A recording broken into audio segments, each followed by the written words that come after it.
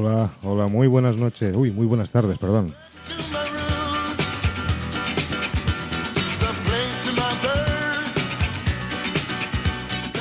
Aquí estamos en tu emisora RW Radio Digital, impacientes y esperando a que el Hidalgo de las Palabras comience su sesión de martes.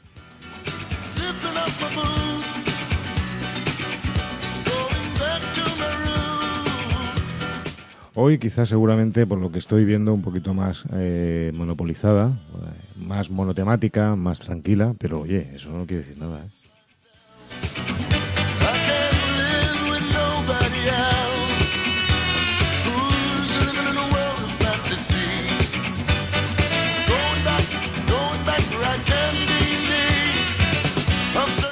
¿eh? Y por supuesto aprovechamos el preámbulo, la previa, como queráis llamarlo, de este programa que sabemos que tiene ya una audiencia ya respetable, para deciros que, majetes, aquí os podéis anunciar, ¿eh? Muy agresivo, muy incipiente. No, aquí estaríamos encantados de que estuvierais cada día, 50 personas para agobiar a nuestro amigo Miguel a preguntas y a darle trabajo.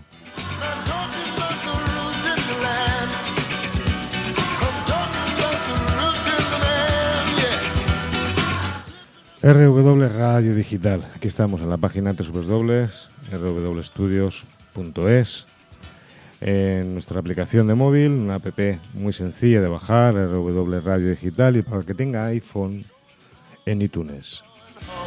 Ay, no, en iTunes.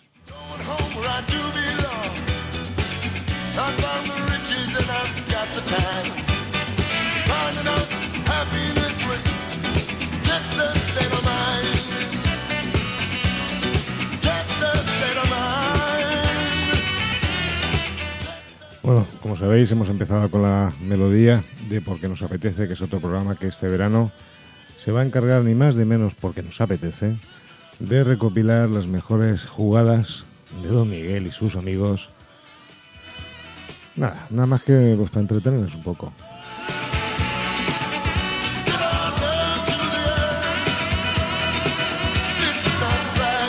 No es broma. Estamos encantados de toda la gente que pasa por aquí de la mano de Miguel, que ya se está sentando y está cogiendo posiciones para empezar su programa en breve, o en breves, ¿cómo era? ¿Cómo?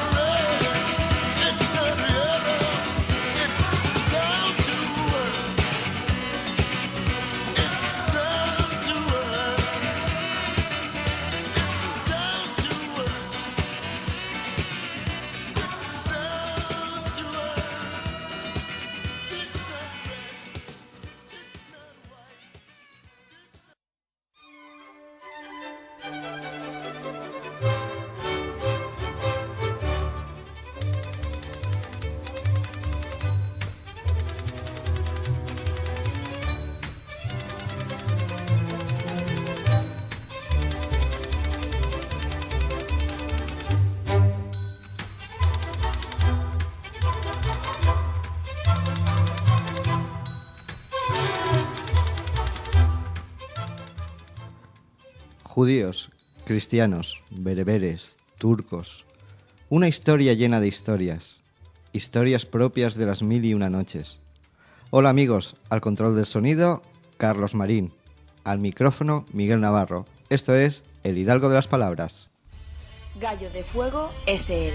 Se presenta en Valencia una nueva filosofía editorial. Gallo de Fuego pretende dar a luz todas aquellas obras que no tienen cabida en el mercado comercial actual. Nuestro primer libro, La nueva topografía de Argel, ha permanecido injustamente inédito hasta la creación de este proyecto. Ahora contamos con una nueva editorial que luchará por mantener viva la cultura menos conocida. Contacte con nosotros en edicionesgallodefuego@gmail.com y recuerde, uno no es lo que es por lo que escribe, sino por lo que ha leído. Gallo de Fuego.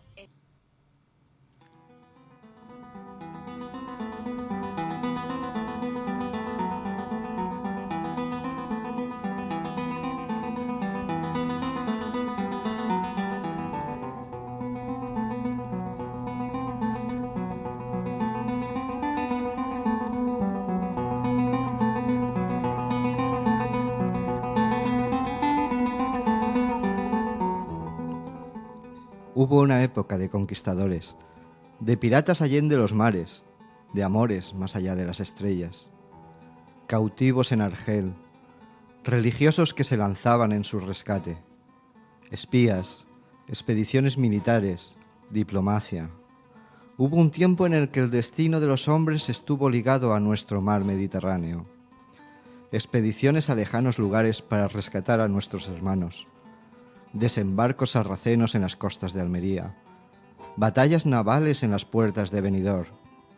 Sangre española vertida en 1001 batallas. Presos de uno y otro bando. Vidas rotas, sueños perdidos y gente que se lanzaba a la aventura de rescatar esas vidas. Personas coherentes con sus creencias. Frailes que arriesgaban cuanto tenían por ayudar a los demás. Alonso Cano, un hombre en la historia.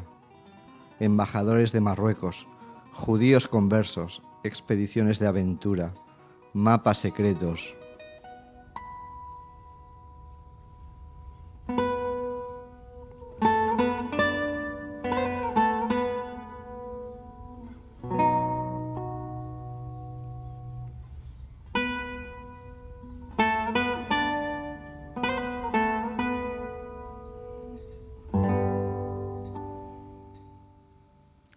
Hola amigos, antes de empezar la entrevista con nuestro invitado, nos ha llegado la noticia de que nuestro amigo José L. Sánchez, que pasó por estos micrófonos con su novela Con la piel de cordero, ha conseguido ya los 6.000 ejemplares y ha publicado ya su segunda edición. Ánimo, José L., nuestra felicitación, la felicitación de todo el programa. Esta vez lo ha hecho con la editorial Raíces. Acordaos, amigos, de buscar este libro con la editorial Raíces, Con la piel de cordero, José L. Sánchez.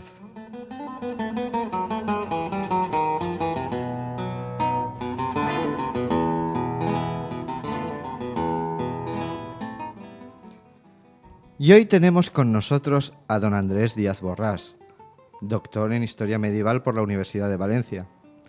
Ha publicado varios libros, sobre todo para el Consejo Superior de Investigaciones Científicas.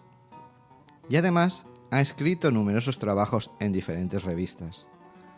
En el año 2014 funda la editorial Gallo de Fuego, publicando la nueva descripción de la topografía de Argel, su estado, fuerzas y gobierno, de Alonso Cano Nieto. Buenas tardes, don Andrés. Hola, buenas tardes, Miguel.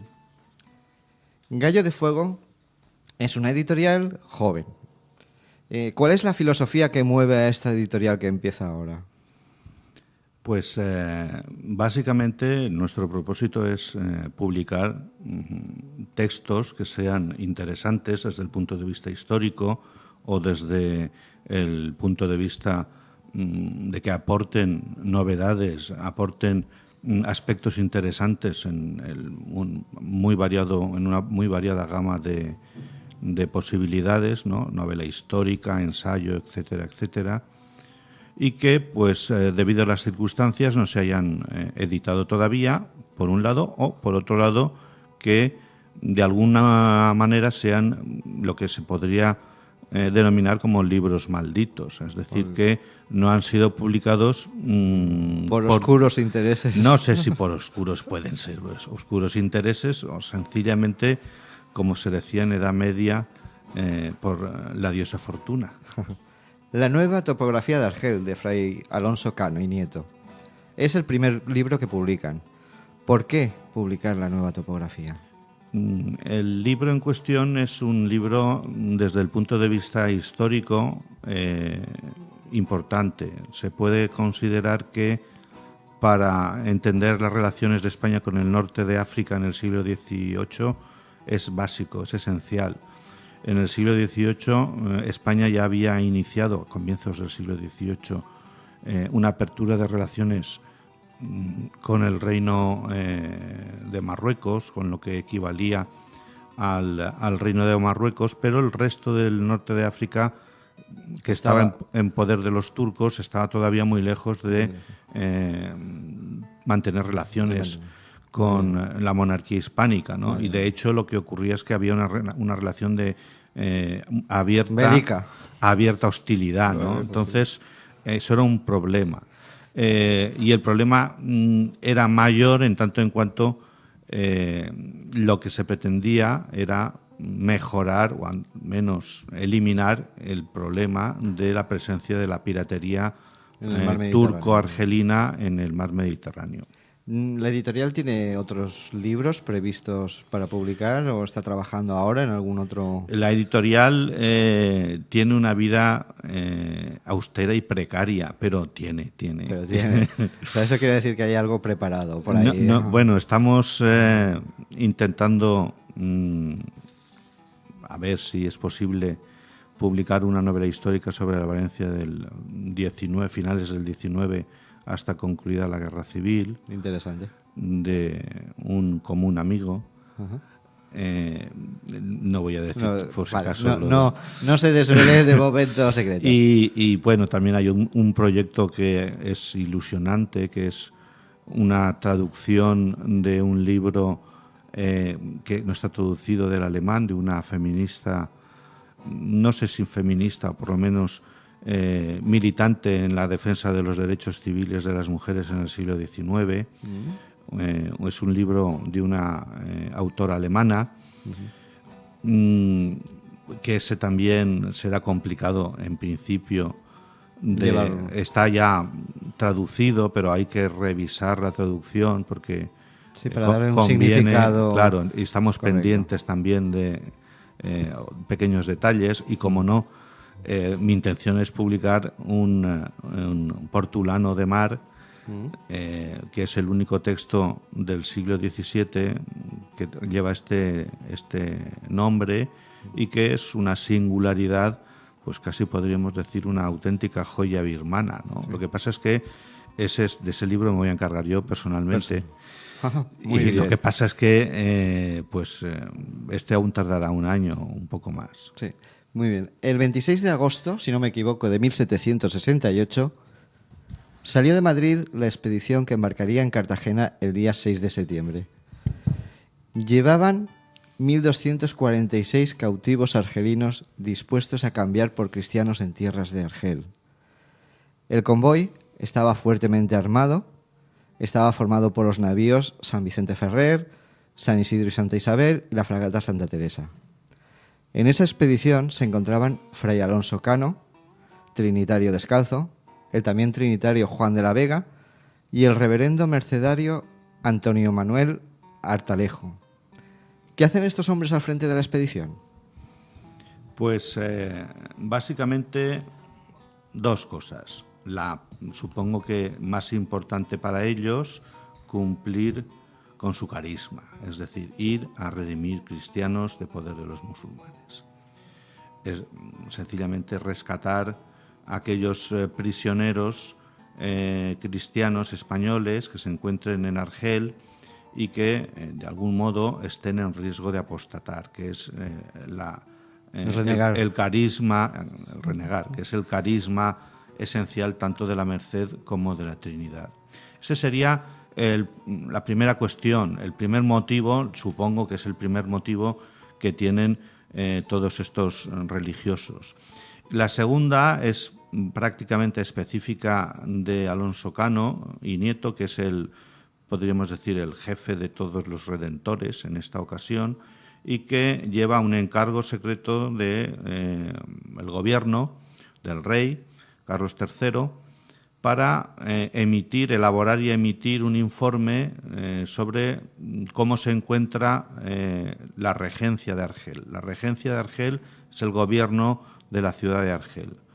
La ciudad de Argel es una dependencia del Imperio Turco, pero prácticamente vive aislada, sin posibilidad de recibir refuerzos turcos, entonces de alguna manera autogobierna con determinados principios, determinadas características que va a analizar cuidadosamente Alonso Cano y que expondrá por escrito en su informe que elevará a la monarquía para que en un momento determinado la monarquía opte por dos soluciones. La militar o el Tratado de Paz. firma de un acuerdo de paz, que al fin y a la postre es lo que se hará. Primero se intentará una cosa y luego la otra. Entonces, el Fray Alonso llevaba una doble jugada, ¿no? Un informe de la situación de cómo estaba allí. Sí. De hecho, lo que va a hacer llega como si fueran redentores normales, empiezan a redimir cristianos, se gastan un montón de dinero, se los llevan todos y viendo que el tiempo de la redención se agotaba, Alonso Cano, no sé si lo tendría previsto, probablemente también, dice estar interesado en la redención de los tabarquinos. Uh-huh. Los tabarquinos son unos genoveses que en un momento determinado estuvieron bajo la soberanía del rey de España y que habían sido, pues, una historia un poco truculenta, cautivados, hechos prisioneros por el rey de Túnez, y luego, una vez que la regencia de Argel ocupó Túnez, pues directamente se los llevó como botín de guerra. Entonces estaban todos relativamente próximos, pero esparcidos alrededor de la ciudad de Argel. El propósito de Alonso Cano puede ser muy astuto, pues vamos a intentar recuperarlos a todos, si es preciso nos esperaremos más tiempo. Toda la expedición se va, pero él pasa el invierno en Argel con la excusa de reunirlos a todos, y ese invierno lo va a aprovechar para hacer indagaciones. Con un cierto riesgo, porque podría haberle salido mal la jugada, ¿no? Con cierto riesgo, porque en alguna ocasión a espías reconocidos los sometieron a terribles torturas, ¿no? Tampoco sería el único caso. Creo que Jorge Juan, el valenciano, también se vio... Jorge Juan salió por piernas de la Gran Bretaña. Después. Que era lo que buscaba... Allí buscaba algo de unos planos. Jorge Juan buscaba dos cosas. Bueno, esto... Al margen de la historia. Hasta donde yo sé, porque tampoco soy especialista en Jorge Juan, ni mucho menos. Jorge Juan, hasta donde yo sé, buscaba dos cosas. Gente capacitada. Lo que hizo fue fichar, podríamos decir, a artesanos de gran capacidad británicos, lo cual era ilegal a todas luces, ¿no? Y, en segundo lugar, copiar el método de elaboración de barcos de línea, barcos de guerra, ¿no? Y consiguió escapar por los pelos, y ¿no? Consiguió escapar disfrazado de marinero y, bueno, una historia así un poco... Pero se llevó los planos. Se llevó los planos y por eso, en los años siguientes, España tuvo una escuadra decente. Vamos al hombre, vamos a Alonso Cano. ¿Quién era este trinitario descalzo? Si no me equivoco, nació en Mota del Cuervo, ¿vale? Amigo personal de Gregorio Mayans. ¿Qué más era? Alonso Cano venía de una familia de profundas creencias católicas. Uh-huh. De hecho, no sé si tío, abuelo, un pariente relativamente próximo había sido un predicador famoso, ¿no? Era Melchor Cano. Que eso valió cierta confusión. Eso significó que había mucha gente que, ya muerto Alonso Cano, después de mucho tiempo, le sonara a Melchor Cano, ¿no? Que es un personaje del siglo XVI, ¿no? Y lo confundiera, porque Mota del Cuervo pues es Melchor Cano. No es Melchor Cano, ni es predicador, este era trinitario, ¿no? Entonces, pero le venía ya de casta, podríamos decir, de familia de profundas creencias católicas, de familia de militancia católica, y él, evidentemente... O como se decía antes, cristiano viejo, una cordera, ¿no? Cristiano viejo, por supuesto. Bueno, no lo sé. De todas maneras subió... Bueno, sí. Hay algunos casos que también se dignos. Pero subió rápido. A los 16 años ya se hizo fraile, pero luego fue escalando. Cabe suponer que era una persona relativamente inteligente, quiero decir que probablemente era inteligente, y probablemente también pues el hecho de pertenecer a un círculo de gente relativamente preparada y con conocimientos en las esferas del poder es relativamente sencillo entender que Alonso Subiera, Cano pudiera ascendiera. ir ascendiendo en la escala de honores burocráticos y Sí, yo tengo aquí una religiosos, lista. ¿no? Fue ministro de las provincias de Castilla, León, Sí, llegó a Roma, teólogo de su majestad, examinador sinodal en el arzobispado de Burgos, catedrático de Teología y Sagradas Escrituras en la Universidad de Toledo. Bueno, Y fue- miembro de número de la Academia. de la Real Academia de Historia. De la historia, sí. De la historia. De hecho, aportó una enorme cantidad de monedas, por ejemplo, a la Real Academia de la Historia, lo cual está muy bien. La numismática española le tiene que agradecer a... Sí, entre otras muchas cosas, a Alonso Cano se le deben un montón de circunstancias.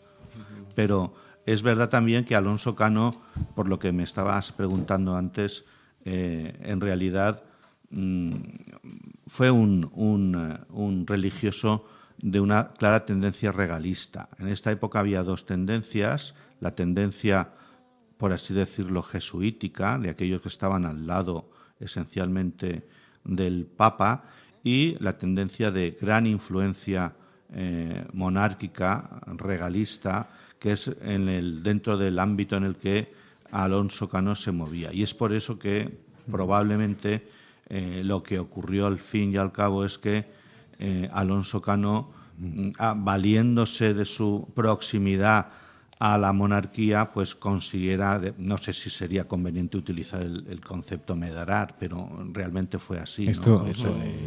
Tú ya sabes, Miguel, que yo me tengo que meter siempre donde no me llaman.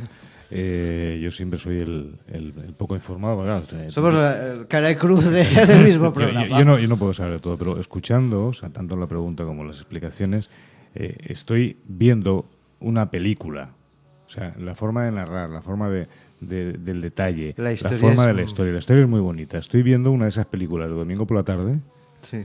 tipo Cid. Sí. O sea, os lo digo de corazón. ¿Por qué? Porque el nivel de detalle, el nivel de exposición es tan alto, tan sutil, tan concreto, que... ¿Y cómo puedes tener tantas cosas, majo? ¿Cómo puedes saber tanto? Hombre, vamos a ver, Claro. la inmensa mayoría de todas estas cosas están publicadas. Quiero decir, lo único que tienes que hacer es recopilarlas. recopilarlas. Luego, tienes que tener un poco de malicia. ¿Por?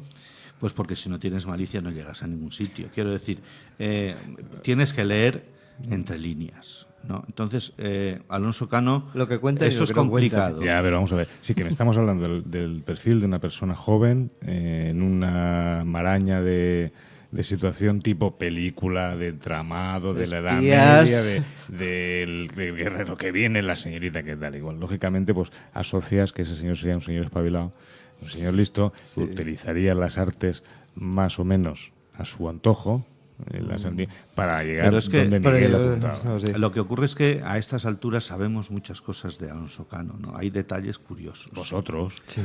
Bueno, ya en el libro están. En el libro. Por o sea, eso el objetivo es intentar bueno, pues, darlo. el siguiente soy Por yo. ejemplo, dos curiosidades, ¿no? Que nos hablan. No digas muchas, que si no... No, luego nos- solamente te voy vas a quitar decir dos que demuestran qué clase de persona era. Hemos de tener en cuenta que estamos en el siglo XVIII, ¿no? Entonces, no es lo mismo el siglo XVIII que hoy en día. Una, se decía de él y se le admiraba porque jamás tomó chocolate. ¿Y eso qué quiere decir? Y no Pues, fumaba. y no fumaba. ¿no? Te joder, yo tampoco fumo chocolate. No, Vale, estamos No seas malo, ¿eh? No Me seas malo. explico, salvando me las explico. En distancias. esta época, Sí. siglo XVIII, ha llegado ya el chocolate Ajá. de América y es uno de los, entre comillas, vicios, una de las razones por la cual la alta sociedad se pierde. se echa a perder. ¿no? O sea, tampoco es que se pierda, sino que a todo el mundo le gusta tomar un chocolate caliente, yo no sé. ¿no? Sí, Y sí.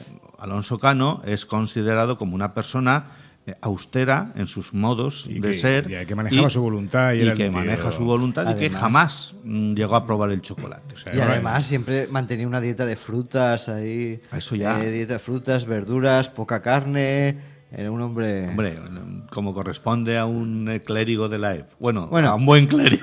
a una persona coherente con sus ideas, exacto. en pocas palabras. ¿eh? Volviendo y aprovechando el tema de la coherencia, Alonso Cano, una vez que fue ya obispo de Segorbe, una de las damas de su obispado decidió regalarle unos esclavos, ¿no? Porque, claro, hombre... Eso también era moda. No Sí, sé en si aquella era época había moda, esclavos, pero sí. que le sirvan unos niños esclavos. Vete tú a saber. Bueno, vale.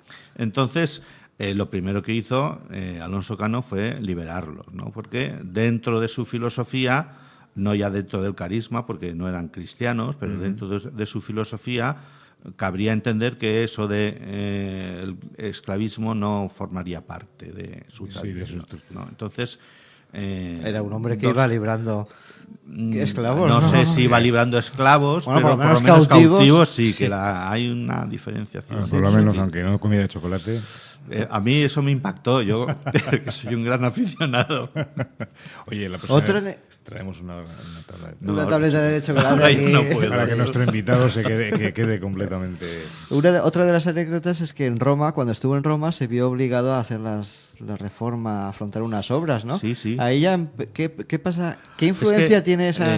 se puede decir que Alonso Cano es realmente una persona polifacética, ¿no? Entonces, hemos estado hablando del hecho de que le gustaba mucho la numismática, ¿no? La arqueología. Pero es que además era una persona que había estudiado también arquitectura, ¿no? Entonces, lo primero que hizo al llegar a Roma es darse cuenta de que la escuela, el colegio español de Roma necesitaba una reforma en profundidad, una Que se reforma caía, por las palabras. no sé si se caía, pero estaba suficientemente en disposición de Deteriorado, tener sí. que hacerse. Y eso mismo es lo que hizo, y por eso es conocido especialmente en Segorbe, con la renovación de la Catedral de Segorbe. La Catedral de Segorbe es de estilo gótico, románico, en algún pequeño detalle, hasta que llega Alonso Cano y la transforma en una auténtica catedral neoclásica, ¿no? Esta gente lo que hace un roto con descosido, macho. Sí, ¿no? Este Por hombre eso era- digo que era una persona que era polifacética, como... Me consta que nos están escuchando personas desde Segorbe y que ya saben que esa reforma, el autor fue Alonso Cano. Sí, sí, sí. Vale, De muy hecho, bien. no hace muchos años, yo tuve el honor de participar, hubo un congreso donde presenté una comunicación referente al libro de Alonso Cano y era el congreso de la renovación de la Catedral de Segorbe por Alonso Cano. Es un congreso que, no sé, hará 20 años, una cosa así. Bueno, ayer mismo. Decíamos ayer. Sí. Alonso Cano. Estábamos hablando de la filosofía de Alonso Cano. ¿Qué tipo de filosofía? Porque es un hombre ilustrado, pero ¿qué tipo de ilustración? Porque no se puede hablar del mismo tipo de ilustración. La, digamos, internacional que la española. ¿Qué Sí, pasa? sí, sí, en eso ¿Qué tienes sucede? razón. Lo que ocurre es que, bueno, quienes se han preocupado por el estudio de la ilustración en España saben que aquí no hay grandes filósofos. Los filósofos son franceses todos. En España hay ilustrados de cierta enjundia. Y Estamos luego, hablando de esta época en concreto, Sí. vale. Ah, es que me está dejando, no puede ser. En España, por no hay gente que casca. Y empieza a cascar por ahí. Bueno, estamos bueno. hablando de ilustrados. Ya, Ilustrados, ya. en el ilustrados con mayúsculas. Vale. Entonces, vale. Entonces no hay ni un Rousseau ni ninguno de estos grandes personajes de la ilustración. En una segunda división podríamos decir sí que hay buenos ilustrados, ¿no? Sin embargo, Alonso Cano tiene, o sea, estamos hablando de la ilustración, pero tiene también conceptos grecolatinos, algunas ideas de ese tipo, ¿no? Lo que ocurre con Alonso Cano es que está por debajo de este nivel. Quiero decir, Alonso Cano no es propiamente un ilustrado, no cree en la ilustración. Él cree en que la ilustración es un procedimiento para conseguir su propósito, ¿no? Y su propósito último es la redención de cautivos. ¿Cómo? ¿Cuál es el método, la fórmula para conseguir la redención de cautivos? Piensa que hay dos opciones, que es la disputa famosa entre los regalistas y los partidarios del poder del Papa. Entonces, él se adhiere a la causa de los regalistas, es decir, de que la influencia de la monarquía en la religión es importante. Y es por ese motivo por el que se convierte, haciendo uso de ese procedimiento, se convierte en un personaje relativamente importante. Es verdad que utiliza argumentos de la Ilustración, Sí, y es verdad que tiene conocimientos ilustrados, ¿no? Pero sí. no forma parte, su concepción ideológica no es ilustrada. Sí.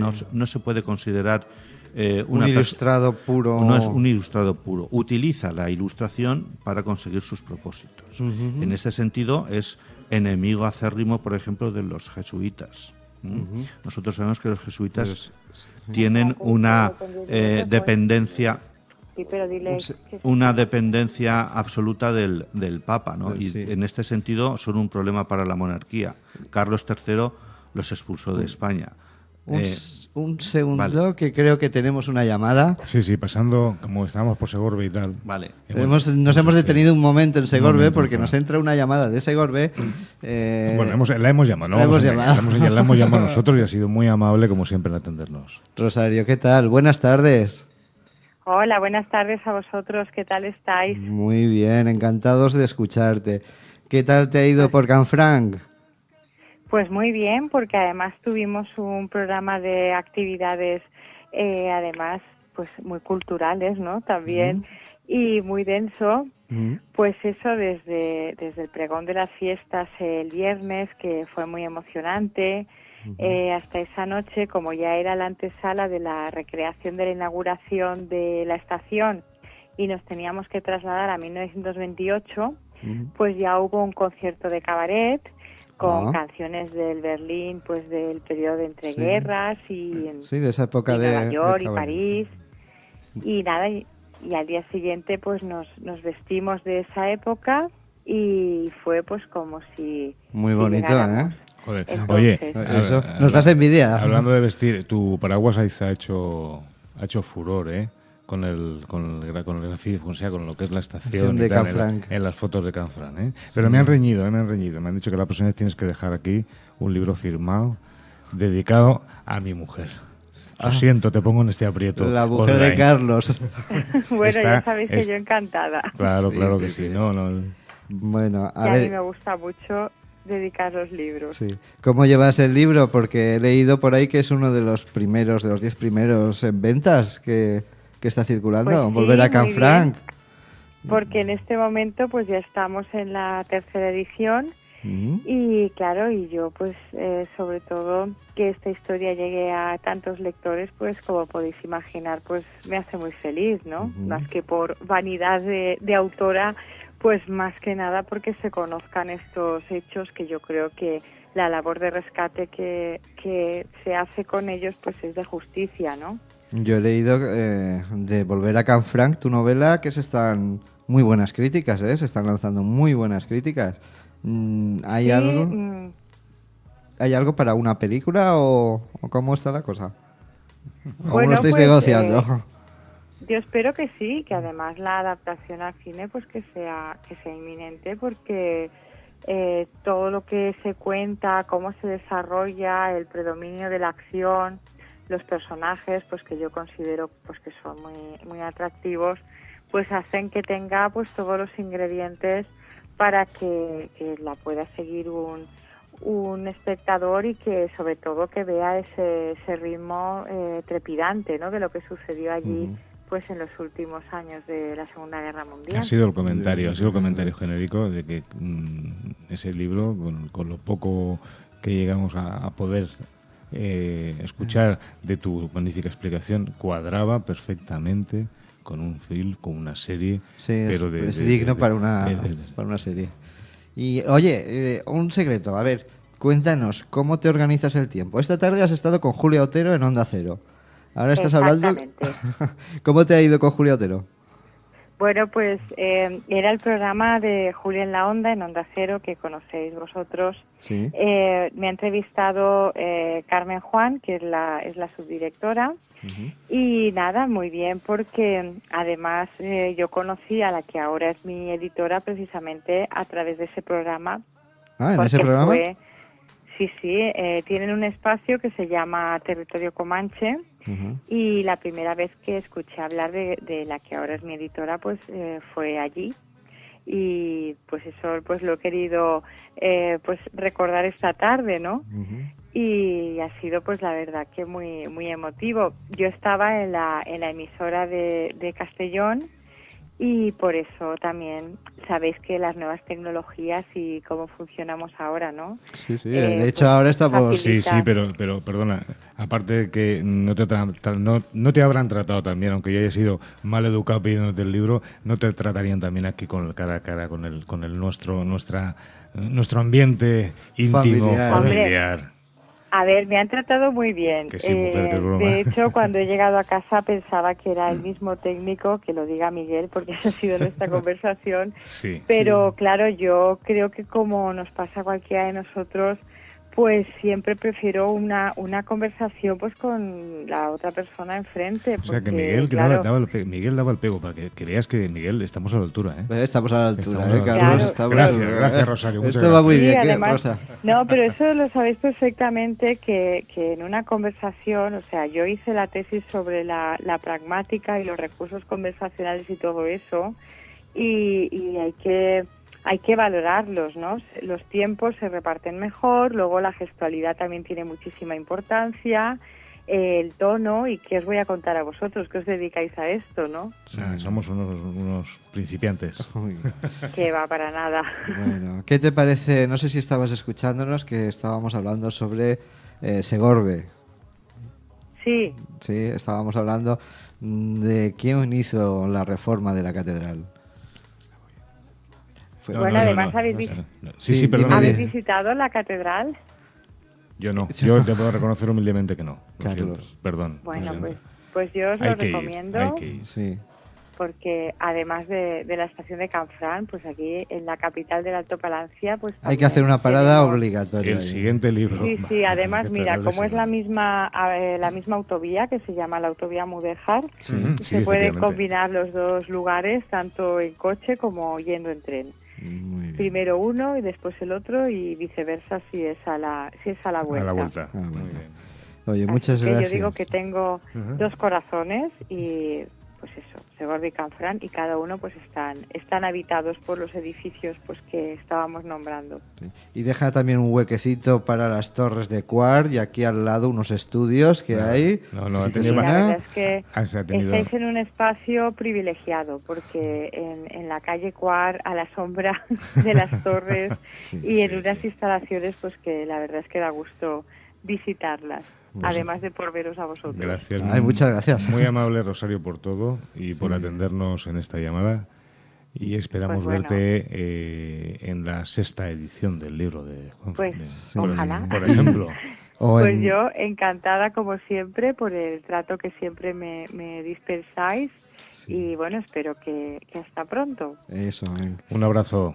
Recuerdos, que vaya todo muy bien. A los dos. Muchas gracias. Gracias, Miguel y Carlos. Gracias. Vale. Adiós. Adiós. Bueno, volvemos otra vez, aterrizamos en las torres de Quart, aquí en la historia de Valencia y en la historia un poquito de España, porque estábamos con Fray Alonso Cano Nieto, que fue quien llevó a cabo la última redención de cautivos en Argel. La última redención de cautivos españoles. Sí. Españoles, vale. Bueno, españoles, se puede decir que prácticamente fue la última expedición de redención de cautivos que hubo en Argel, ¿no? Todas las potencias europeas habían firmado ya tratados de paz con Argel. Menos España. Con lo cual... Con lo cual estábamos hablando de que hay una guerra abierta entre Argel y España. Y de hecho hacen desembarcos, ocupan, se llevan... En estos momentos ya más que hacer desembarcos, lo que sí que hacen es perseguir barcos españoles y atraparlos, ¿no? Y causar bastantes daños. Económicamente lo que es Valencia, Baleares... De hecho, una de las razones fundamentales por las que en Valencia o en Alicante hay una enorme cantidad de mercaderes, de traficantes franceses, que siempre ha sido, no sé, algo paradójico, ¿no? ¿Cómo es posible que haya asentado en Valencia, en el puerto de Valencia, una colonia de mercaderes franceses, ¿no? o en Alicante. La colonia francesa en Alicante era inmensa. Y la razón era porque ellos sí que tenían tratado de paz con Argel, entonces sus barcos no tenían ningún problema. Podían dedicarse incluso al cabotaje entre Valencia y Alicante o entre Valencia y Cullera, donde fuera, sin riesgo de ser asaltados. Mientras que, por el contrario, mercaderes valencianos corrían ese riesgo de ser apresados por los argelinos, ¿no? Entonces, lo que significó fue que el comercio mercante, tanto en Valencia como en Alicante, en otras plazas comerciales del litoral español, decayera enormemente y estuviese en manos de extranjeros. Eso también lo apuntaba don Alonso Cano como uno de los problemas que cabía resolver. El libro, el manuscrito, se hicieron muy pocas ediciones, o sea, se hicieron muy pocos ejemplares, poquísimos, tengo entendido, ¿no? Se hicieron muy pocos, sí. De hecho, en teoría, está el originario se perdió, es decir, el que... Se extravió por el camino. Ahora explicaremos. Sí. Es el que redactó Alonso Cano en Argel. Este es un manuscrito, esto también es casi de novela. Este es un manuscrito estoy disfrutando, sin notas a pie de página, porque el hombre, claro, no disponía de su biblioteca y no podía de memoria recordar, pues aquí sí, pero no sabía exactamente la cita literal. Entonces lo hizo así un poco tal. Ese es el que luego fue copiado por un escriba no muy docto. Sí. Que fue el que metió la pata en cuanto fue el que metió la pata. Cuando hablaba de Melchor Cano, tiene una enorme más sutil de decir un zompón que no era capaz de hacer una. Pero es el manuscrito que está en Valencia y que es directo heredero del original. Aparte de este, hubo otro que es el bueno, que es el que fue a la Real Academia de la Historia. ¿Y en Alcalá también fue? ¿O? Sí, el de la Real Academia de la Historia es el que manejó el rey y el ministro Florida Blanca y toda la gente que estaba en el gobierno, ¿no? Lo manejaron ellos, lo estudiaron, lo analizaron, llegaron a las conclusiones a las que fuera y luego lo volvieron a la Academia. Algunas conclusiones erráticas. Algunas conclusiones... no, es que... Vamos a ver. Eso es otra historia. Vale.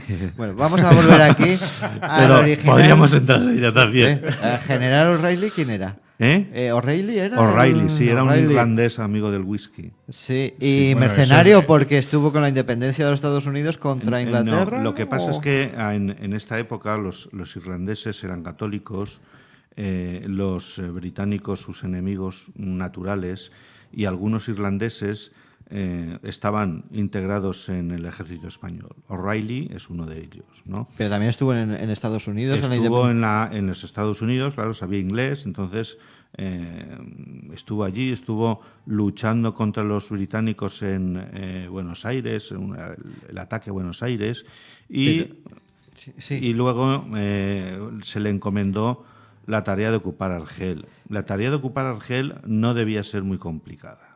Pero intentó un desembarco. Pero no se pusieron de acuerdo las fuerzas navales y las fuerzas de infantería, y aquello acabó en un desastre absoluto. Sí. Una masacre para los españoles. 15.000 muertos españoles, pues porque no se hicieron las cosas bien. Pero más que por culpa de la planificación de la acción militar o por culpa del texto de Alonso Cano, sencillamente porque no se hicieron las cosas. A ver, el texto de Alonso Cano, cuando uno lo lee, sí que explica dónde están las zonas donde se puede pasar, donde no se puede pasar, donde hay incluso los cuarteles donde estaban las tropas. Sí. O sea, el texto de Alonso Cano, ahí no se le puede acusar. Lo que pasa es que... se le puede acusar, como hace mucho español, de decir, ahora, la culpa es él. Sí, pero el caso es que se le acusó. Sí. Se le acusó. De hecho, se cuenta una anécdota que creo que también está reflejada en el libro. Hay que tener en cuenta que es el momento de una enorme cantidad de intrigas en la corte en Madrid. Sí. Entonces, pues se le ponen motes a los enemigos de... Sí, curioso. ¿Y Miguel, quién la historia se repite. Aquí llega un tío que dice las cosas, las hace bien, y luego llega un español y dice, ¡buah! Este es un tontarra, aquí lo voy a hacer yo como me dé la gana. No se ponen de acuerdo y 15.000 El caso es que 15.000 muertos, creo exacto. recordar que entre el pueblo llano de Vallecas, un pueblecito que había al lado de Madrid, pues se movieron, que creo que todavía existe, se movieron las masas me refiero a las 20 o 30. las vecinas. Claro. No Sí. tenían otra cosa que hacer, se movieron las vecinas, pues criticando el hecho de que había habido una enorme carnicería y que había muerto una enorme cantidad de Y Fray Alpargatillas. españoles. Y Fray Alpargatillas que... Ese es el responsable último, según dicen las malas lenguas, de que se organizase la expedición, ¿no? Era el Bueno, confesor. o sea, cabeza de turco. Probablemente mejor dicho. era una persona... vamos a ver, las malas lenguas dicen que no era una persona muy leída y que no tenía ni idea de latín. Oye, pues a mí entonces me engancharían a mí rápido. ¿eh? Y, Tú subirías. y, voy a y tener lo que que empezar a pasó leer es que lo más. nombraron obispo. ¿Ves? Por eso lo nombraron. si es que se repite Conclusión. no, perdona, que se repite la historia. Si es que no puede Conclusión, ser. acabaron pues poniéndole pues eso. Sin Pero- embargo, el libro de del Fray Alonso Cano Es verídico. no es solo para una cuestión militar, porque habla de una estructura social. Cuando uno se entretiene, al leerlo descubre los que eran hijos de los turcos propiamente dichos, los que eran procedentes de otras zonas, la persecución, porque había un enfrentamiento Argelia con el interior, con las tribus que vivían en el interior, los cabileños, ¿puede ser? Puedes llamarlos cabileños. Los cabileños. O sea que Alonso Cano habla de una estructura social, de unos problemas que plantea esa ciudad que no Sí. se estudiaron o no se tuvieron en cuenta. Una persona medianamente... Pues probablemente se podían haber tenido en cuenta o probablemente se tendría que haber actuado de otra manera o haber continuado haciendo estudios, ¿no? Lo que sí que es cierto es que allí donde fracasaron los españoles, los franceses consiguieron ocupar Argelia pues prácticamente 60 años después sin grandes dificultades. Sí. Amigos oyentes, la música de ahora es de Ana Alcaide, Luna Sefardita, una autora madrileña que ha estudiado en la Universidad de Lund de Suecia, bueno, Conservatorio de Getafe de Madrid, y esto pertenece a La Cántica del Fuego. Es Ana Alcaide, os dejo. Las colinas florecen su trigo hacia el sol, se recuestan en oro galas de despedida. Dime, Alina, qué mala estampa hierve en tu sangre brea. De la alcama sales cantando con un puño de arena. Anda sin mirar atrás, no habrá nadie que prenda la lumbre en tu hogar. Sigue el signo de azar de la luna sefardita.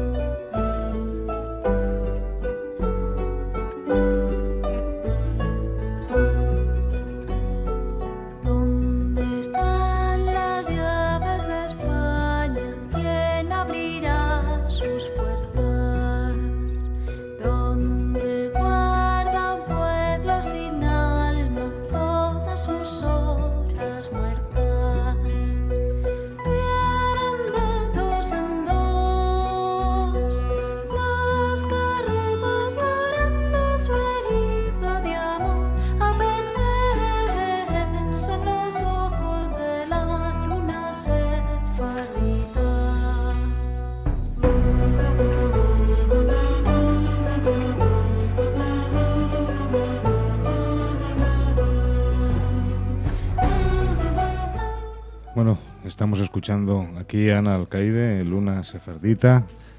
Luego, dentro de un ratito, diremos otro tema precioso de esta misma persona, de Ana Alcaide, El Pozo Amargo. Y cómo no, vamos a ver, Miguel, ¿dónde? Porque yo estoy quedando absorto con todo este relato, como yo soy el ignorante del equipo. Y espérate que te he cerrado el micrófono adrede para hablar yo solo. Vale, Ahora ya sí. Te tienes que leer el libro, tienes que acercarte o conseguirlo de alguna manera. A eso íbamos. Vamos a ver. Porque este tipo de lecturas son muy exclusivas y, sin embargo, cuando empiezas a escuchar y seguramente cuando empiece a leer, seguramente me va a enganchar.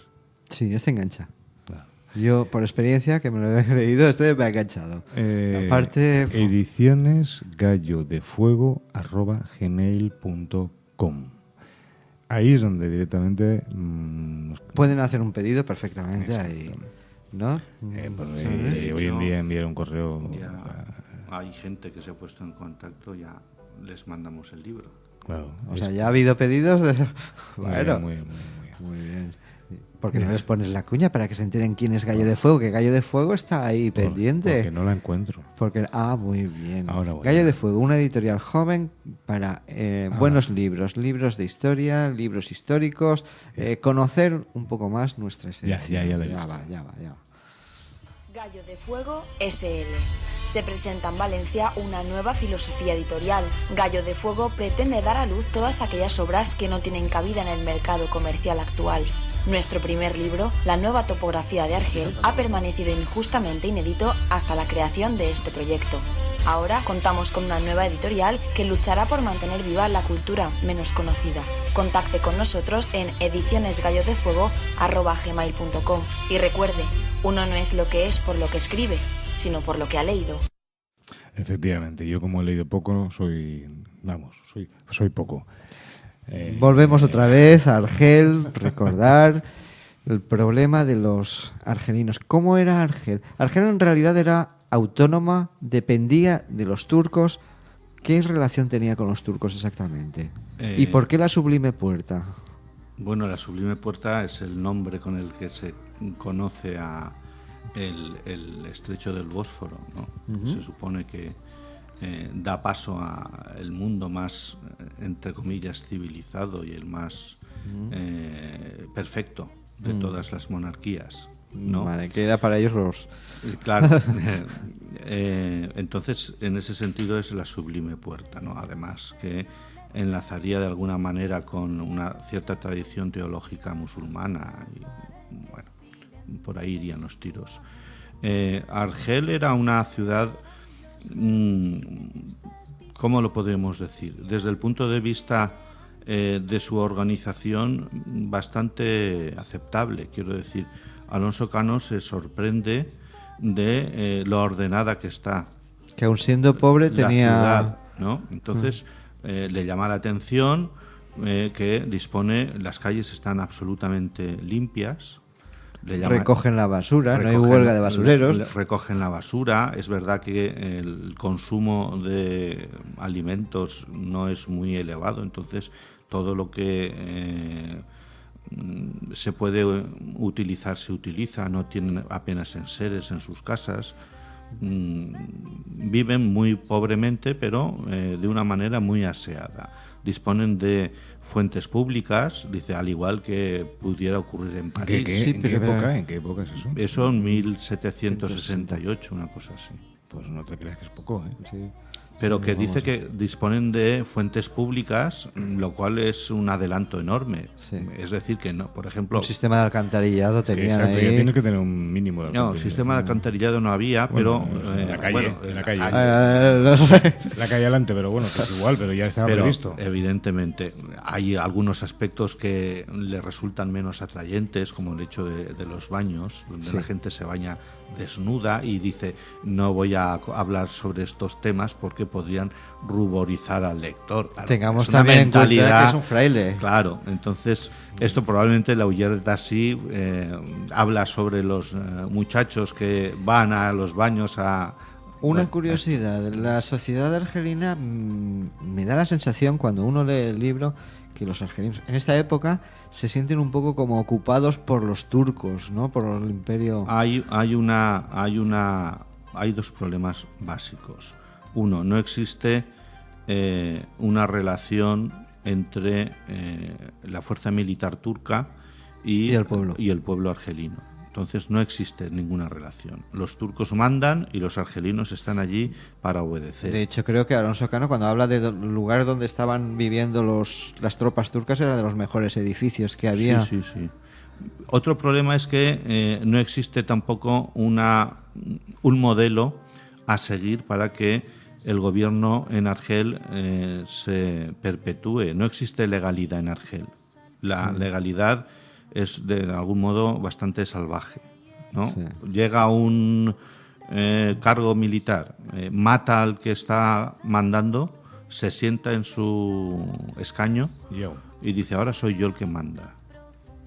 Bueno, pero y reciben una cosa curiosa. Y la reacción puede ser o que los aliados del muerto intenten cargárselo, cosa que suele ocurrir. Cambiaban con frecuencia. Con lo cual, pues es lamentable. Es muy triste, no hemos evolucionado nada desde entonces. Seguimos un poco. En algunos casos poquito. Sí. Ahí él cuenta una anécdota de uno de estos individuos que se mantuvo en el poder mientras estuvo despierto. En el momento que se durmió. Porque al final estaba allí con los pistolones y el cuchillo en la boca, pero cuando ya empezó así, se lo cargaron. Habla primero. Sí. Bien. Bueno, pues así es como funciona. Una cosa curiosa a nivel social en Argel. Sí que he visto que, por el libro, por lo que me ha parecido deducir, es una sociedad pobre, sin embargo, se financiaba lo que era el poder dominante, tanto de impuestos como de contribuciones que venían de mercaderías con los países que no estaban en guerra, con gente que venía, creo que de Génova, de Francia, de Inglaterra, de Dinamarca. Estaban todos esos. Les concedían dinero, y una cosa curiosa, que ese dinero que no se gastaba en el pueblo, se gastaba en las tropas para luchar precisamente contra España. O me parece de poco hecho, por ahí. Prácticamente no se gastaba nada. Uno de los grandes atractivos de la ocupación de Argel es que Alonso Cano considera que tiene el gobierno de la regencia un tesoro incalculable. Y llega a decir, con el dinero que hay en Argel se podría conquistar toda África. Sí. Entonces, eso es muy goloso, ¿no? Probablemente no era así, pero sí que es verdad que todos los años Argel recibía una contribución de los lugares de la vecindad y que las potencias cristianas que no estaban en guerra con Argel les enviaban barcos y donativos. Venga, vamos a ver. Bueno. Ediciones gallodefuego@gmail.com.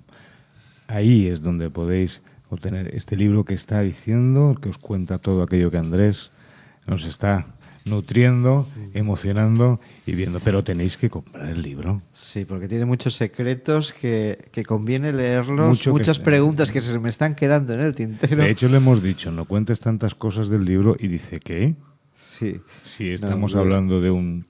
Aún podríamos hablar. Aún podríamos hablar mucho más. Hay muchas cosas muy interesantes sobre esta situación de Argel, España, y esa época en que vivió Alonso Cano, con esa diplomacia algo complicada, con eso intentar alargar su periodo de estancia para conseguir más información. Se me queda en el tintero preguntar por quién fue un judío que le consiguió unos planos a Alonso. Bueno, hay muchas cosas. Que lo lean... tipo de... Perdón. Os los recomiendo. Esta vez has sido tú, Carlos. Sí, lo siento. Que lo lean en el libro en edicionesgallodefuego@gmail.com. Recordad este título: Nueva topografía de Argel, de Fray Alonso Cano y Nieto, y cuyo estudio y notas pertenecen a don Andrés Díaz Borrás, que lo tenemos aquí invitado con nosotros. Creo que ahora vamos a escuchar a Ana Alcaide, otro de los temas, y luego lo despedimos. Y luego lo despedimos, vale.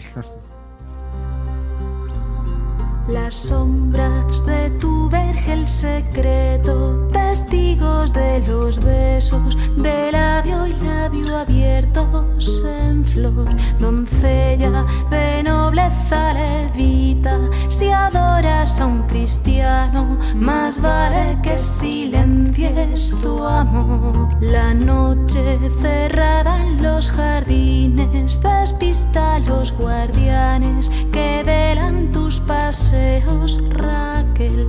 Tan solo la luna en su crecida conoce de tus dichas y el pozo en que le aguardas a él.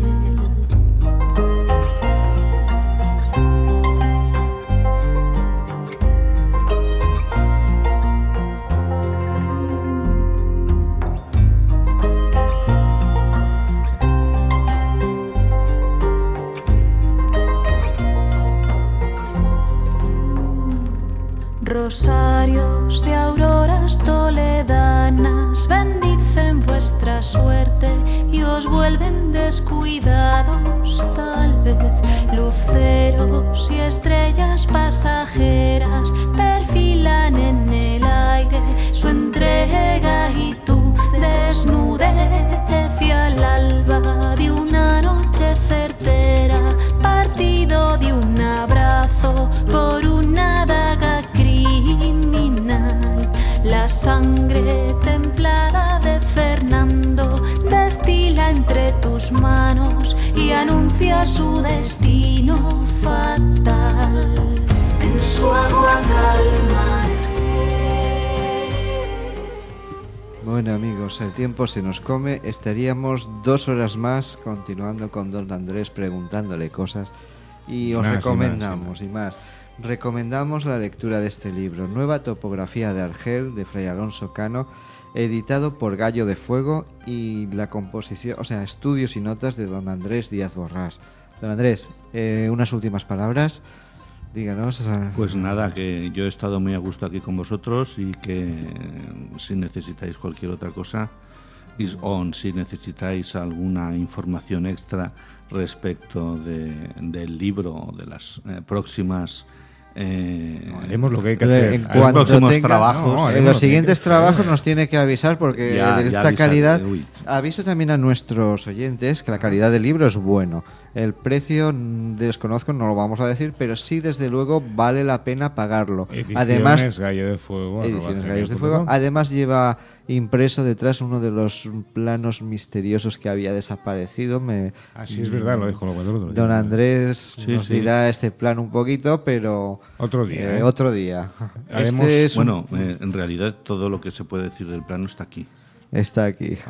Bueno, es un plano misterioso que había desaparecido y que lo ha encontrado don Andrés. Bueno, muchas gracias por su visita.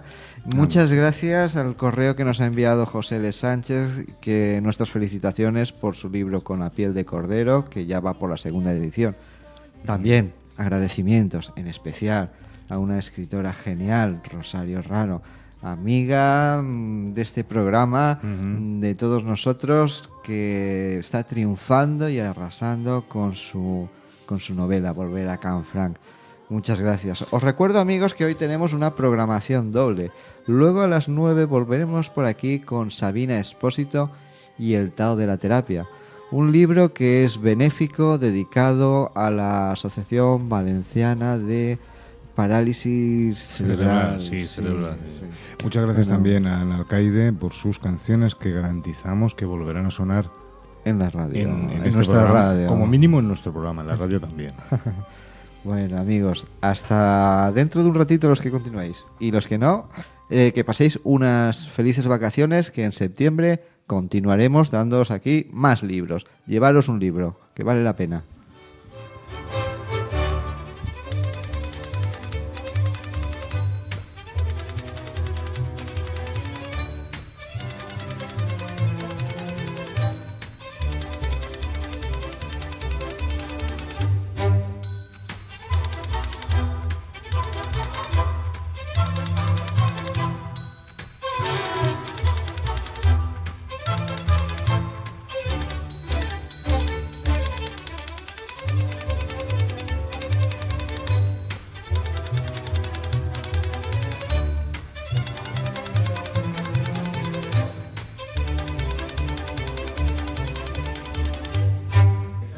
En serio, no os vayáis, que volvemos enseguida, ¿eh?